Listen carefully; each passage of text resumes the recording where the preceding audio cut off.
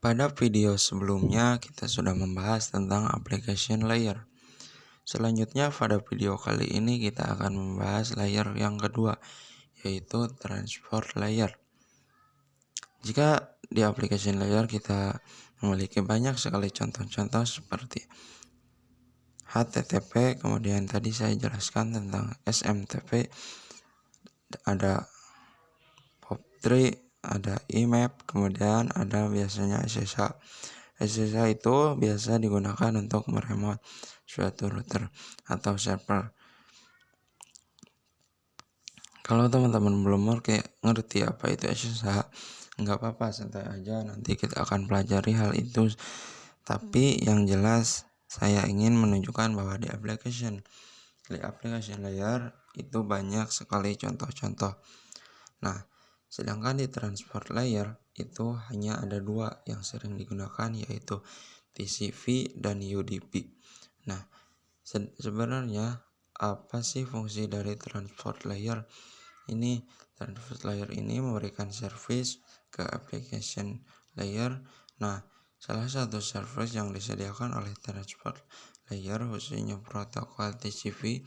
Jadi sekali lagi bahwa di transport layer itu ada dua, ya, ada TCP dan UDP. Nah, salah satu server yang diberikan oleh TCP itu adalah error recovery mechanism. Jadi mekanisme untuk error recovery. Kemudian ada apa mas yang disediakan oleh UDP? Nanti akan kita pelajari lebih lanjut pada section berikutnya.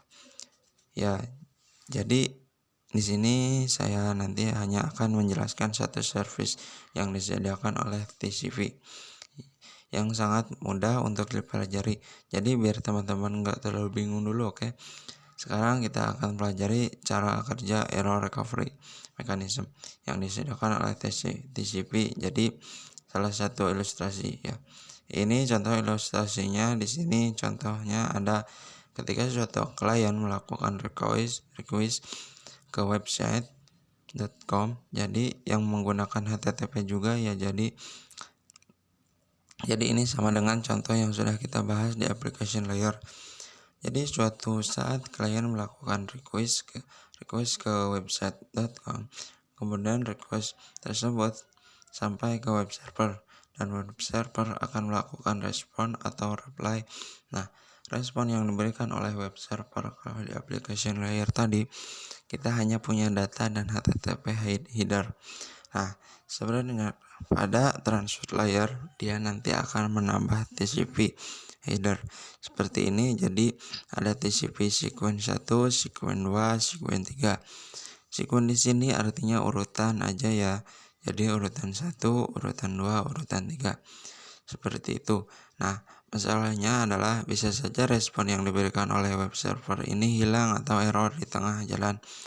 Mungkin di jaringannya itu overload, artinya sudah banyak banget komunikasi dalam jaringan, akhirnya bandwidthnya nggak mencukupi, dan bisa saja suatu respon ini hilang di tengah jalan.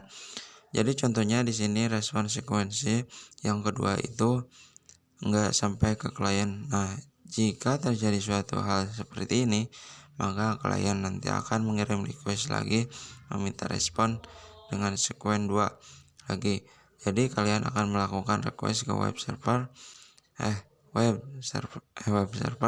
tolong dikirim data dengan sekuen